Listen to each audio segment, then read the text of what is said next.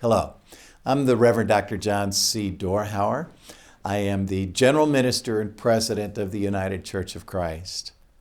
I'm a white leader in a largely white denomination, and I've invited that denomination to have a continuing, ongoing sacred conversation on race, but focusing this time on the impact and manifestation of white privilege.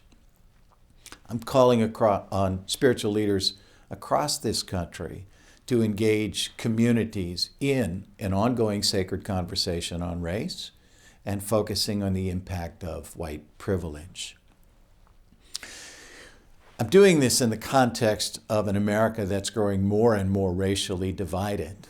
This some 5 or 6 decades after our civil rights movement saw committed white leaders and leaders of color engage in an effort to create racial equity.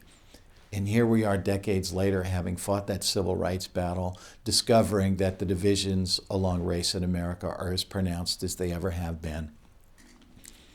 I think one of the single greatest impediments to creating racial equity in America is a largely white audience that remains unaware of, largely ignorant of, the impact and manifestations of white privilege.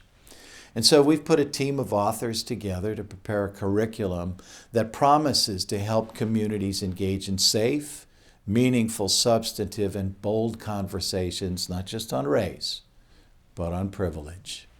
We really have only one hope. Jesus once said, "Let those who have eyes to see, see." The hope is this, that a white America that remains largely unaware of and ignorant of the impact and manifestation of its privilege will begin to have their eyes open to how that privilege manifests itself every day. It's something that if you're black or a person of color in America, you can't escape seeing every day. But if you're white, you don't.